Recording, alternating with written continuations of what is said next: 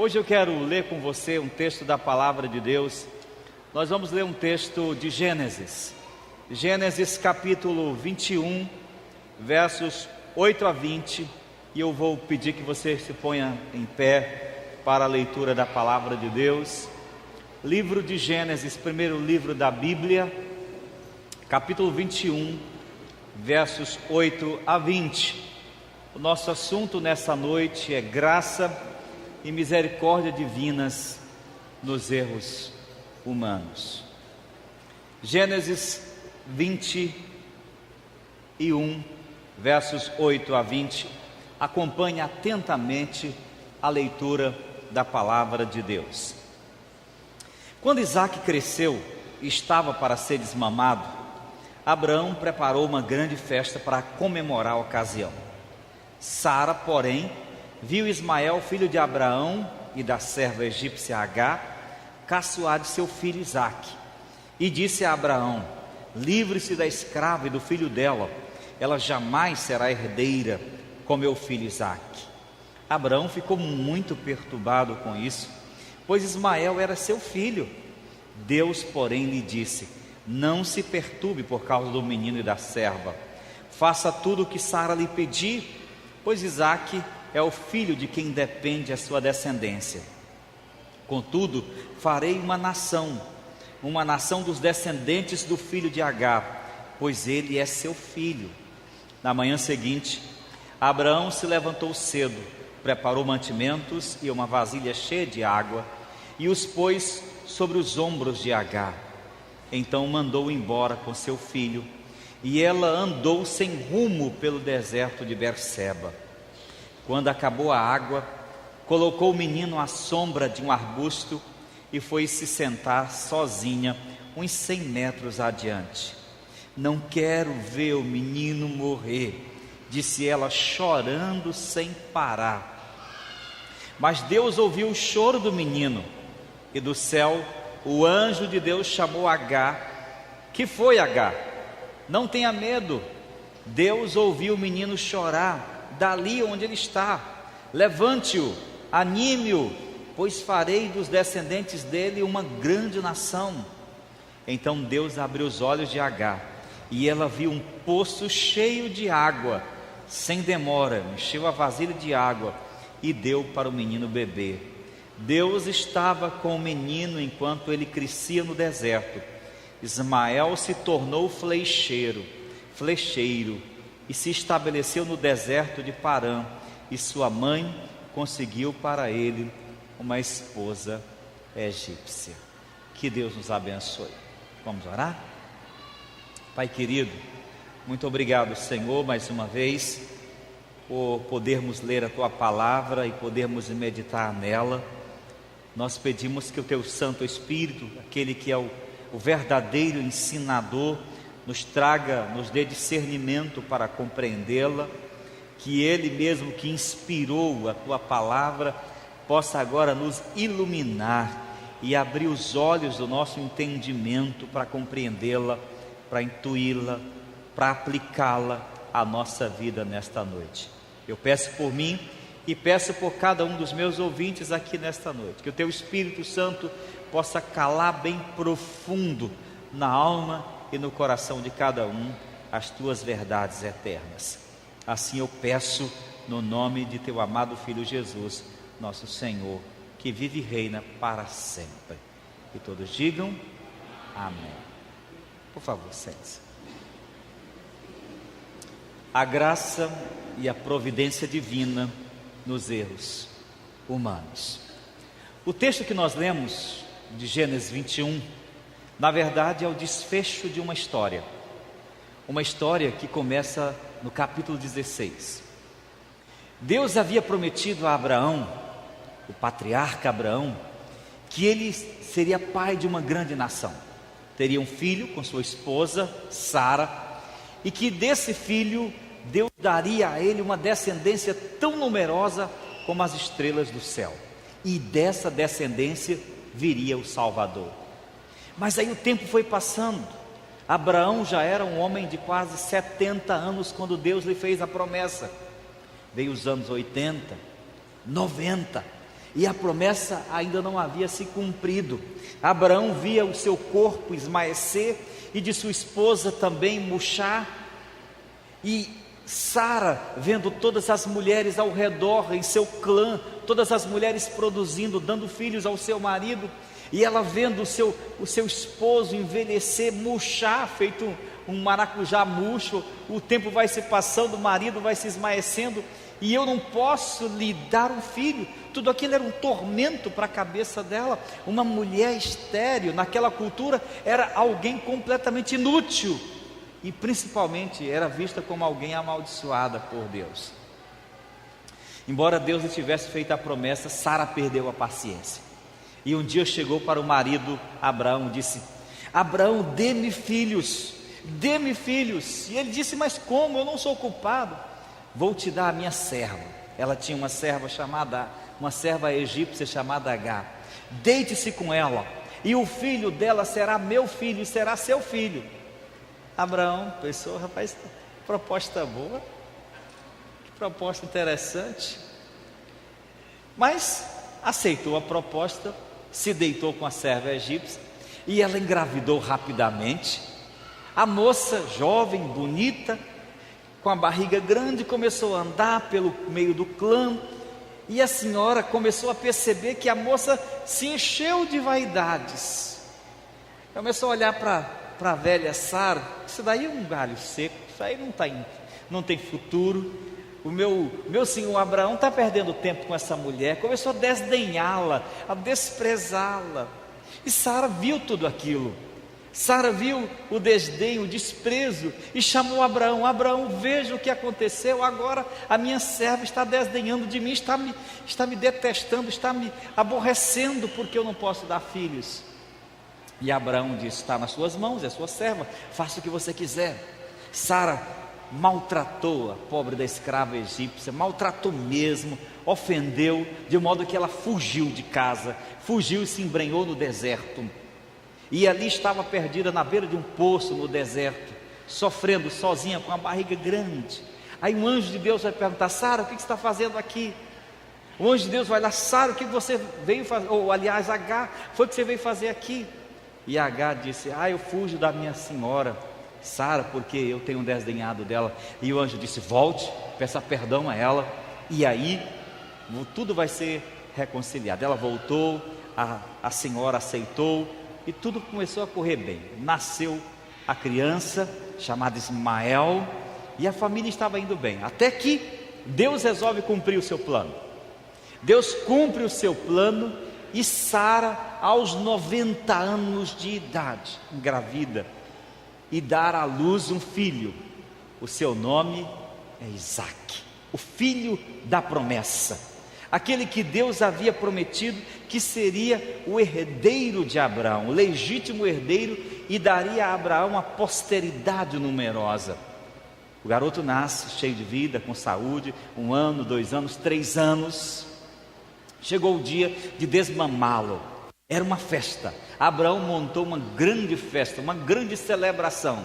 Nessa época, o Ismael, filho da escrava, já tinha por volta de 14 ou 15 anos de idade, e o Isaque 3 anos. Acontecia a festa, todo mundo cantando, brincando, dançando, até que Sara olha e vê o Ismael, filho da escrava, zombando, caçoando do filho dela. Aquilo foi demais para ela. Tolerar a presença daquela escrava com um filho ilegítimo de seu marido já era muito, e ver o filho ilegítimo caçoando, zombando do seu filho, era demais. Ela se encheu de ira, se encheu de ciúmes, aquelas coisas tomaram conta de sua alma, e ela mais uma vez chegou para Abraão e disse: olha, Abraão, o que está acontecendo? Olha de novo, Abraão, agora é o filho dela, agora é o filho dela.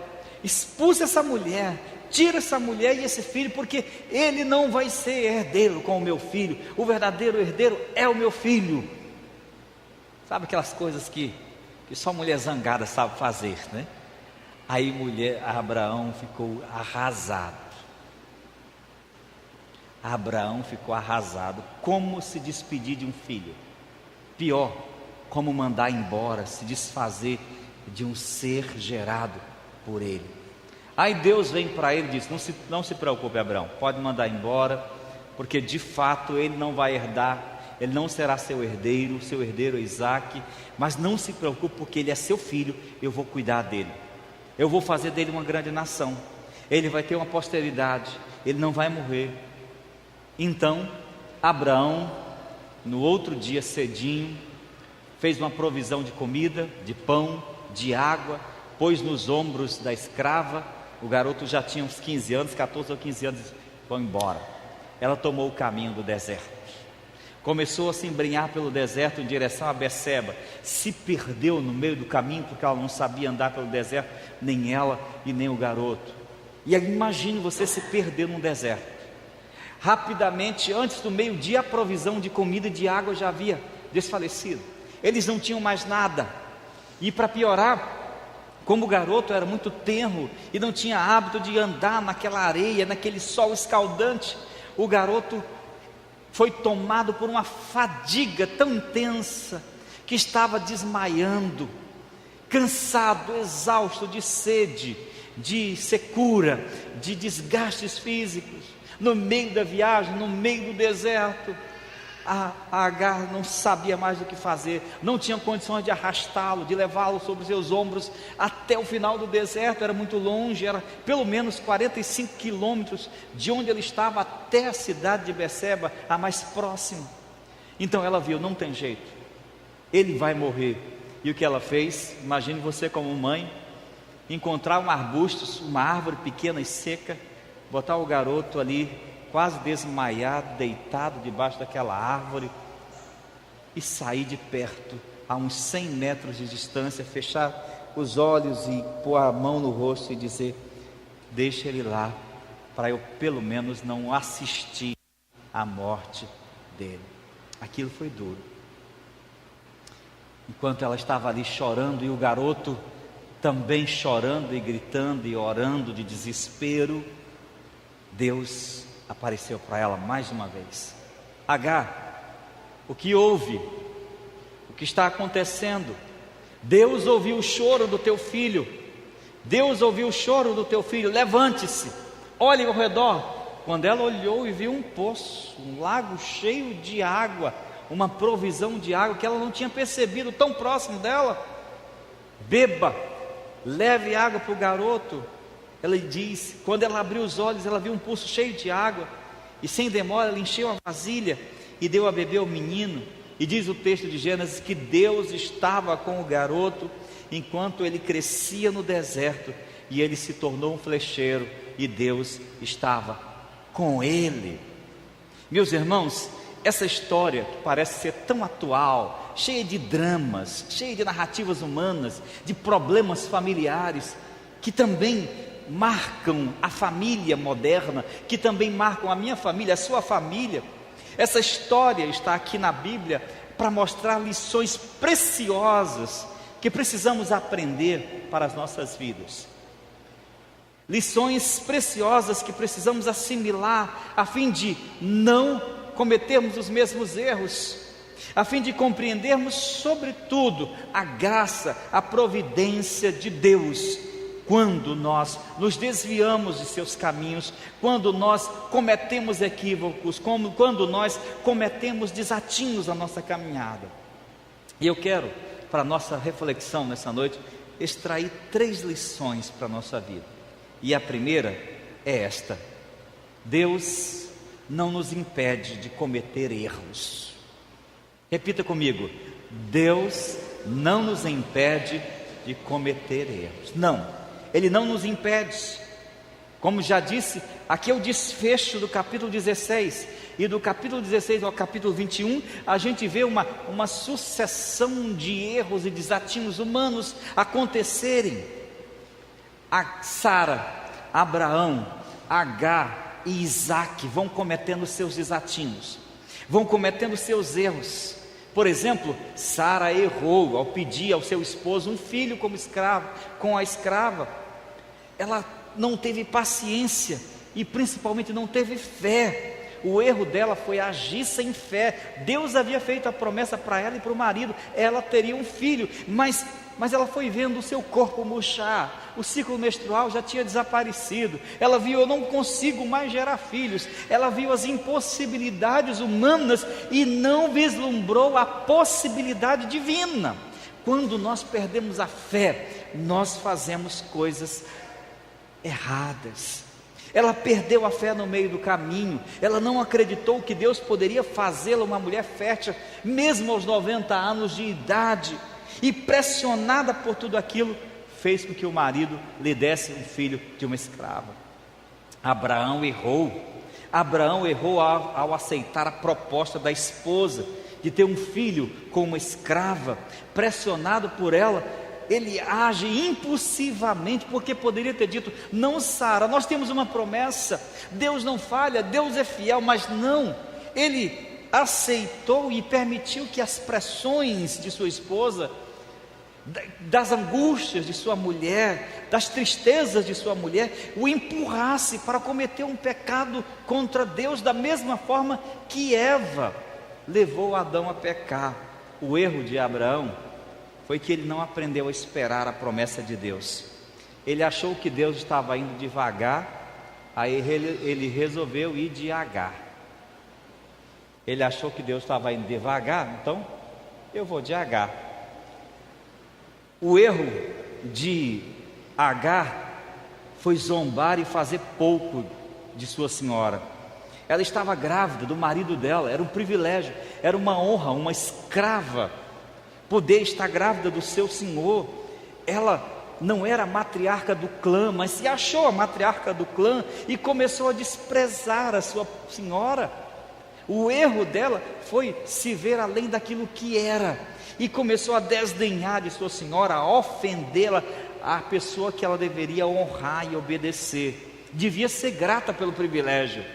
O erro dela mostrou falta de fé em Deus, falta de submissão às pessoas que ela deveria ser submissa, e principalmente o erro dela foi desrespeitar os projetos de Deus. Todas as vezes que nós não honramos as pessoas que temos que honrar, todas as vezes que nós desrespeitamos as pessoas que temos que respeitar, nós estamos errando e pecando.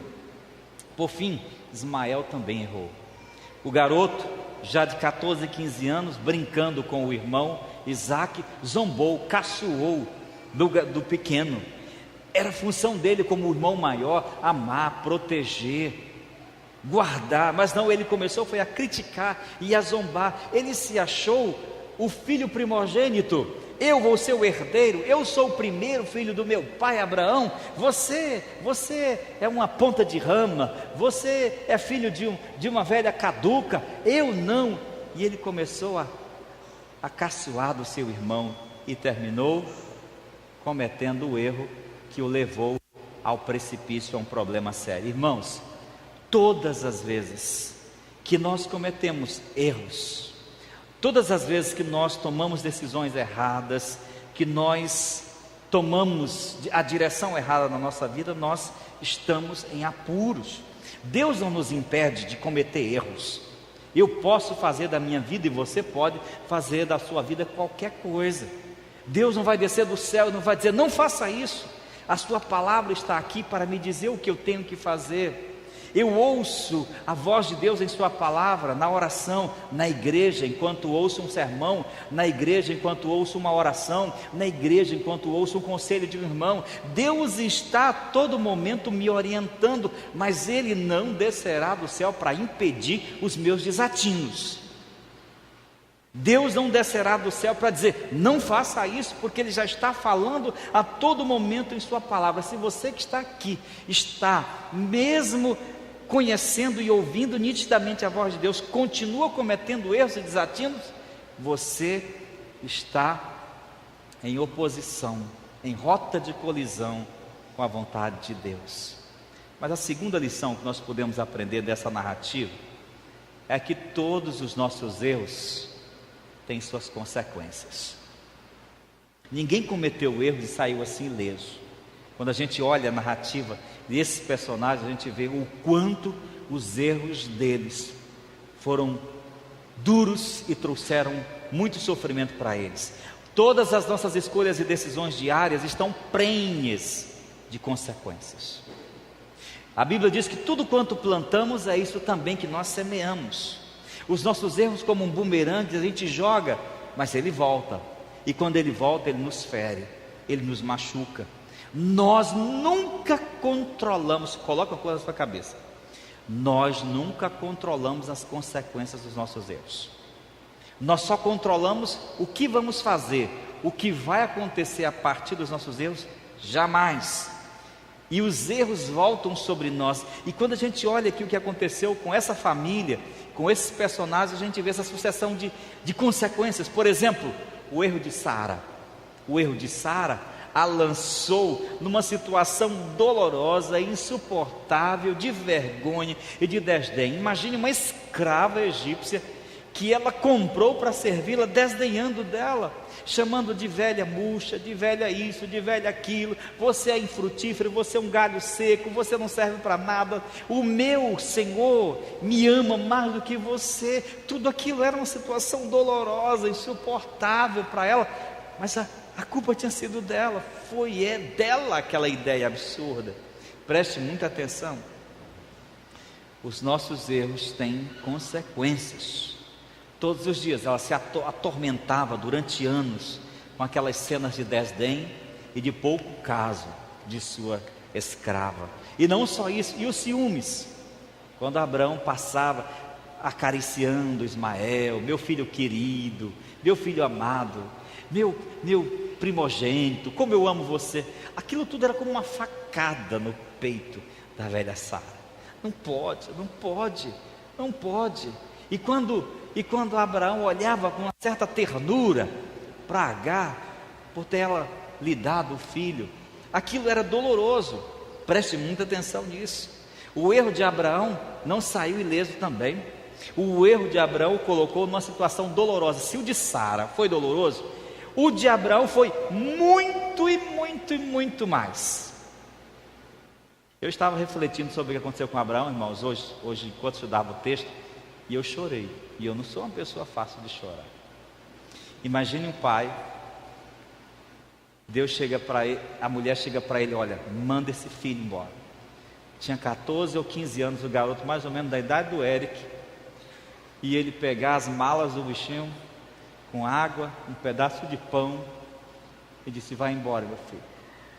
Ele não vai pegar um avião para Londres não, ele não vai para Disney não, ele vai para o deserto,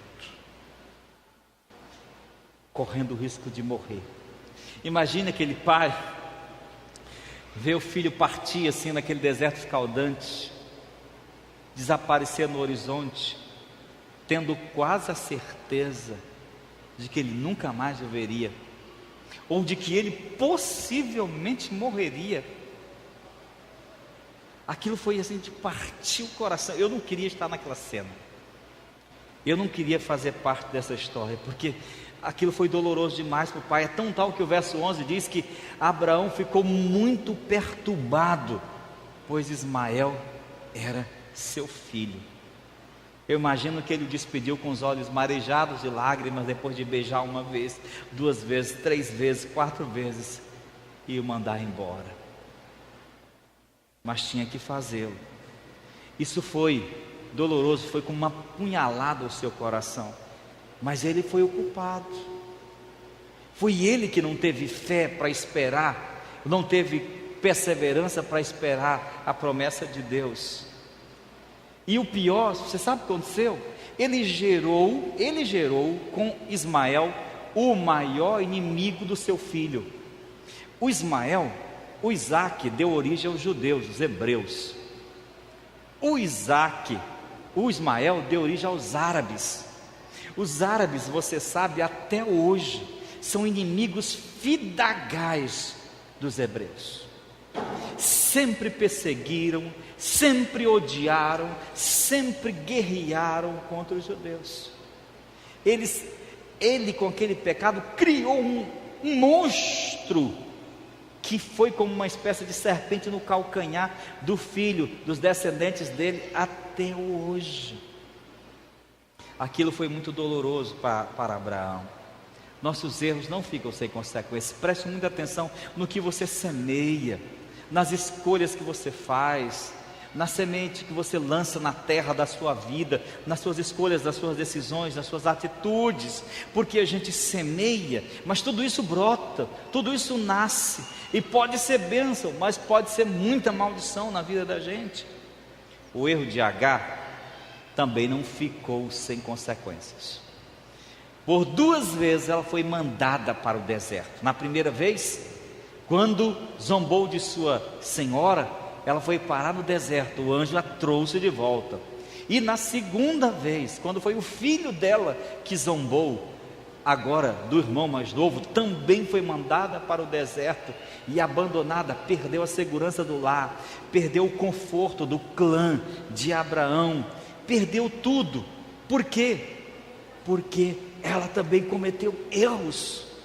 E por último, o erro de Ismael, ao caçoar de seu irmão mais novo, terminou sendo o estopim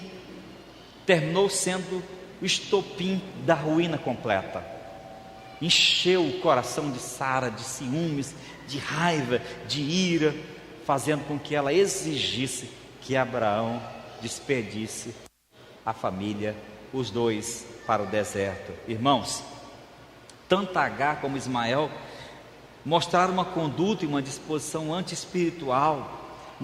Eles tinham um sentimento de perseguidores. Se tivesse submetido à vontade de Deus, ficado em casa com resignação, aceitado o que estava acontecendo na vida deles, talvez pudessem ter experimentado a segurança, o conforto, e não precisavam ter ficado à mercê da sorte. Mas o Deus que nos impede, o Deus que não nos impede de cometer erros, é também o mesmo Deus que não refreia as consequências sobre a nossa vida. Preste muita atenção. O Deus que não nos impede de cometer nossos erros é também o mesmo Deus que não refreia as consequências sobre nossa vida. Tudo aquilo que o homem plantar, isso também se fará. Agora olhe para mim, o que você está plantando no seu casamento? Como marido, você está plantando boas sementes de amor, de condescendência? Como esposa, o que você está plantando como filho? O que você está plantando como pai?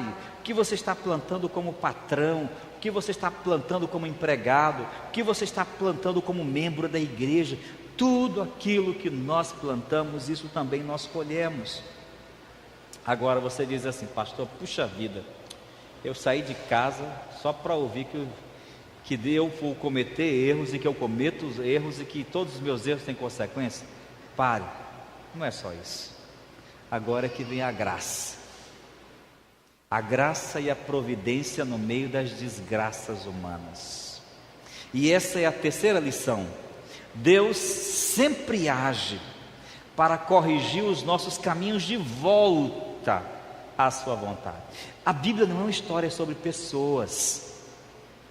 A Bíblia não é uma história de erros humanos. A Bíblia é a história de um Deus que se revela amoroso, gracioso, que age em nossos desatinos para nos chamar a si, para nos amar, para nos perdoar. A Bíblia não tem como protagonista principal o ser humano e suas encrencas pessoais. Não, a Bíblia é a história de um Deus que se move em busca do pecador para resgatá-lo, perdoá-lo e abraçá-lo. Apesar de nos permitir cometer erros e de não impedir as consequências desses erros em nossa vida, em sua infinita graça e misericórdia, Deus age para corrigir os nossos caminhos de volta para o centro da sua vontade. Se não, veja, tudo o que aconteceu aqui, se a história tivesse terminado aqui, se a narrativa tivesse findado aqui, a gente poderia dizer assim: Deus não se importa com os seres humanos. Eles erram, eles pecam, eles se desgraçam suas vidas, desgraçam a vida dos outros, e Deus, está nem aí, está sentado no céu, vendo todo mundo passar, assistindo de camarote as desgraças humanas. Mas não é isso. O que Deus faz? O que Deus faz em meio aos desatinos humanos? Ele os abandona, ele os lança um olhar de condenação, ele os censura, os critica, e diz assim: agora eu vou puni-los. Não, vejamos a ação de Deus na vida dessa família e dessas 4 pessoas, como Deus vai agir para corrigir a rota, para corrigir os passos de volta para Ele. Primeiramente, Deus faz isso na vida de Sara. Deus cumpre sua promessa. Você errou, fez bobagem, está colhendo suas consequências, mas eu vou mostrar que minha palavra não cai por terra. E aos 90 anos, quando seu corpo já estava murcho, quando sua resistência física já tinha ido embora, quando ela não tinha mais capacidade humana nenhuma de gerar filhos, o que acontece? O galho seco nasce uma flor. No galho seco aparece a vida, para mostrar que não há impossíveis para Deus em todos os seus caminhos. Diga amém.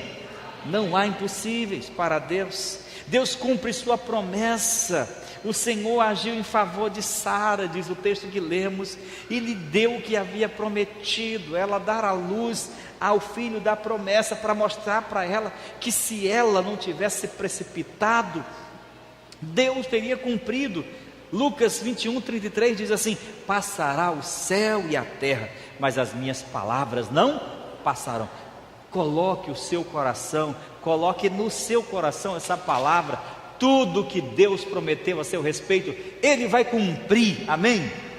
A palavra de Deus é inabalável. Os céus podem serem abalados, a terra pode ser abalada, mas o que Deus prometeu, Ele cumprirá cabalmente. E Deus corrige a rota na vida de Abraão.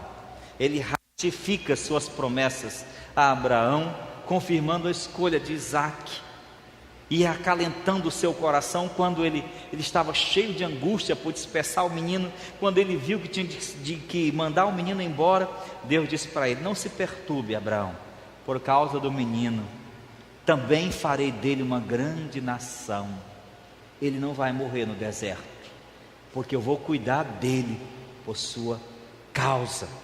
Deus estava dizendo: olha, você cometeu uma grande bobagem, você gerou um filho que eu não prometi, você foi à frente daquilo que eu não queria fazer, e você terminou se prejudicando. Todas as vezes que a gente não tem paciência de esperar a ação de Deus, todas as vezes que nós atropelamos os planos de Deus, todas as vezes que nós agimos sem pensar e sem esperar a direção do Senhor, nós trazemos problemas e arranjamos encrencas para a nossa vida. Preste atenção. Você que, por exemplo, talvez está esperando um casamento há tanto tempo e se embrenha num casamento precipitado. Você que está procurando uma resposta para a sua vida em determinada área e tem tomado decisões precipitadas. Não tome, espere o comando de Deus, confie no Senhor, confia no Senhor, e o mais Ele fará. Diga amém. Deus ratifica e diz: vai, Abraão, manda o garoto embora, ele tem que ir, porque não dá para conviver 2 nações assim, mas eu vou cuidar dele por você, por causa de você. Agora, gente, nem de nenhuma outra forma a graça foi tão maravilhosa do que na vida de Agar e Ismael. Acompanhem comigo. Agar e Ismael estavam perdidos no deserto, sem água, sem pão, sem provisão, esgotados, abatidos. O garoto já desmaiando pela fadiga e pelo calor do deserto, é largado debaixo de um arbusto para morrer. E ali Sara se afasta um pouco, chorando em prantos, desesperada, para não assistir à morte do próprio filho, porque não há coisa mais triste do que um pai, uma mãe assistir à morte de um filho. E ela então se afasta, mas naquele momento, quando as provisões se escassearam, o abatimento os atingiu, e eles desesperados, Deus entra com providência. O que Deus faz? Deus renova a provisão de água e diz: olha para o lado, Sara, veja, abre os olhos, aqui está a água, eu estou provendo. e dar a ela uma promessa: ele será uma grande nação, eu vou dar a ele uma posteridade, e eu vou estar com ele. Irmãos, a misericórdia e a graça de Deus não são prejudicadas mediante as ações erradas dos homens. A bondade de Deus não cessa quando eu erro. A misericórdia de Deus não é desviada quando eu cometo equívocos. Pelo contrário, Deus me atrai para si, Ele corrige. A providência divina se manifesta interferindo no momento crucial, no momento extremo da existência humana, quando aqueles dois já pediam o fim. A providência divina foi ministrada com um toque de ternura, de bondade na vida deles, quando o anjo chega para Agar e diz: o que foi, Agar? O que está acontecendo? Não tenha medo.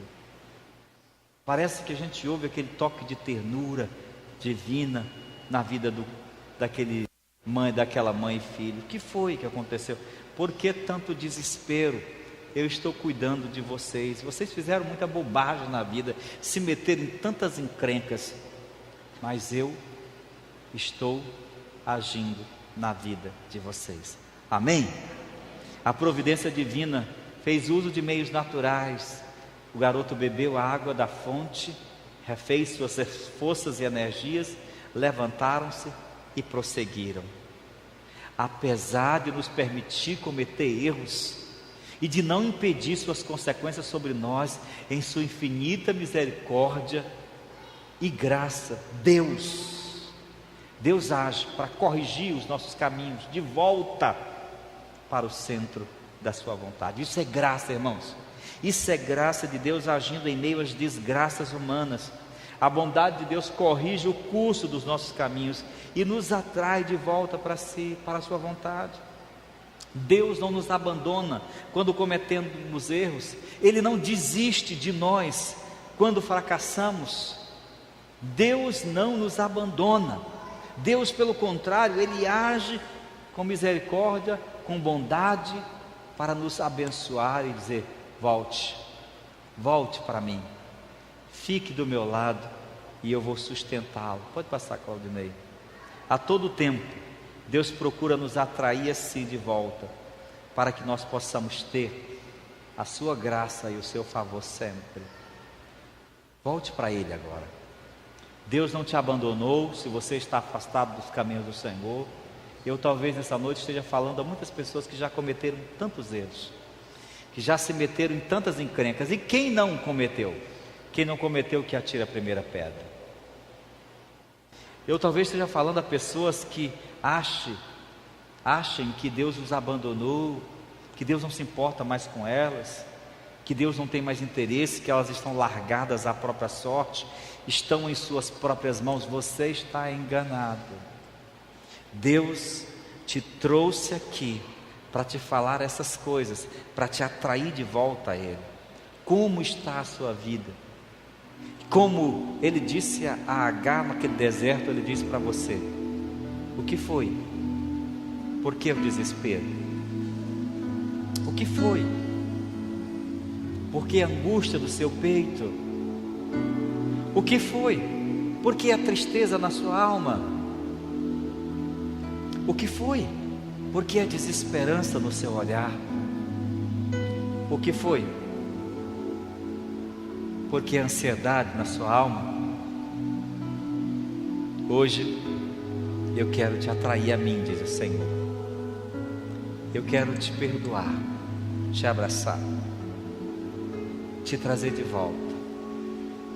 E diz o texto que nós lemos que Deus era com o jovem Ismael, que cresceu no deserto, mas na bênção de Deus se tornou uma grande nação. Talvez você que é jovem, que está aqui, já cometeu tantos erros, já ofendeu, já machucou pessoas que você ama, pessoas que você deveria amar. Talvez você que é marido, que está aqui, já se meteu em tantas encrencas na sua vida, que até acha que tem mais jeito. Mas eu digo para você que não é verdade. E que o Deus da graça que assistiu aquela família em todo aquele momento de dor, está aqui para dizer: vem, vem, venham a mim todos vocês que estão cansados, sobrecarregados e oprimidos, e eu os aliviarei. Agar, o que foi? Deus hoje pergunta para você: o que foi? Por que esse medo? Por que essa tristeza? Por que essa angústia? E eu quero tirar do teu peito, eu quero tirar da tua alma tudo isso nessa noite e te dar perdão, salvação e vida eterna.